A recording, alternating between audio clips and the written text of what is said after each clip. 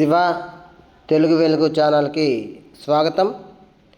16/8/26 మధ్యాహ్నం జరిగిన టెట్ పేపర్లో ఇచ్చిన తెలుగు ప్రశ్నలు చూద్దాం.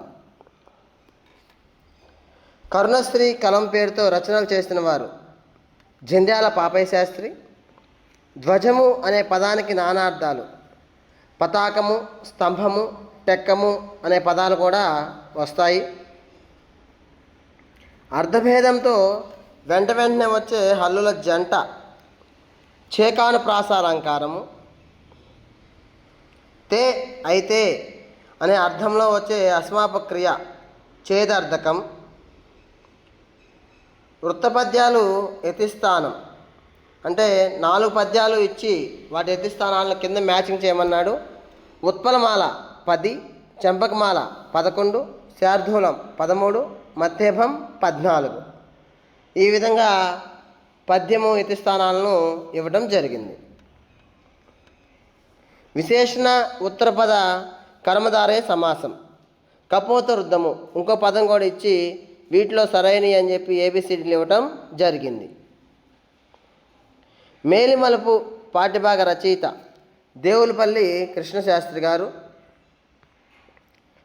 ధర్మనిర్ణయం పాఠ్యాంశంలో కుమారుని శిక్షించి ధర్మము చాటిన రాజుగారి పేరు ఎవరయ్యాయన? మాధవవర్మ. ప్రకృతి వికృతి జతపరచడం. యోధుడు, జోధుడు మరికొన్ని పదాలు ఇచ్చి వీటిలో సరైనవిగా చెప్పడం జరిగింది. 9వ తరగతిలో ప్రియమైన నాన్నకు పాఠ్యాంశంలో బాలాదేవి రచనలు అని ఇవ్వడం జరిగింది. ఆమె రచనలు చూసినట్లయితే ఒక చీకటి, ఒక వెన్నెల, పొగమంచులో సూర్యోదయం అనేవి నవలలు. నాన్నకు రాయని ఉత్తరం కథా సంపుటి.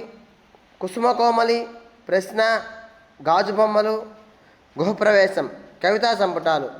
ఇందులో 3 ఇవ్వడం జరిగింది, మరొకటి వేరే రచన ఇవ్వడం జరిగింది. సందులు జతపరచడం. కట్టెదురు ద్విరుక్త టకార సంధి, మరొక సంధి గస్తవాద్య సంధి. వీరున్నిటిలో సరైన వాటిని గుర్తించమన్నాడు. వాక్యాలు ఇచ్చి సంశ్లిష్ట వాక్యంగా మార్చండి అని ఇవ్వడం జరిగింది. ప్రత్యక్ష కథనం, పరోక్ష కథనం వాక్యాలు ఇచ్చాడు. ఇది అనే పదంతో పూర్తవుతుంది ప్రత్యక్ష కథనం. అది తీసేసి రాస్తే పరోక్ష కథనం అవుతుంది. ఒక పద్యం ఇచ్చాడు. అందులో పాండవుల గురించి అరణ్యవాసం 12 సంవత్సరాలు, అజ్ఞాతవాసము లేక జనవాసము 1 సంవత్సరంగా ఇవ్వడం జరిగింది. ఒక గద్యం ఇచ్చాడు. అందులో దేని గురించి ఇచ్చాడు అంటే నాటకం గురించి అడగటం జరిగింది. కష్టించి పనిచేసేవారు ఇతరత్వం గల పాఠ్యాంశం.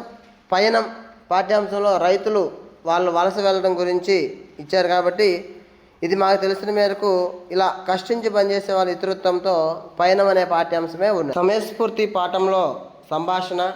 ఫలితుడు ఎలుక, రోమసుడు పిల్లి. కాబట్టి ఈ రెండింటి మధ్య సంభాషణ జరుగుతుంది. ఆహా అనే పదం అవ్యయం. భాషా భాగాలు ఇచ్చి కర్త, కర్మ, క్రియ ఇవి గుర్తించమన్నాడు. ఇందులో ఆహా అనేది అవ్యయం. రాజీవనేత్రుడు అనే పదానికి అర్థం తామర వంటి కన్నులు కలవాడు. ఈ విధంగా నిన్న మధ్యాహ్నం టెట్ 30 మార్కులు ఇవ్వడం జరిగింది. మా వీడియోల కోసం మా ఛానల్ని లైక్ చేయండి, షేర్ చేయండి, సబ్స్క్రైబ్ చేసుకోండి. ధన్యవాదములు.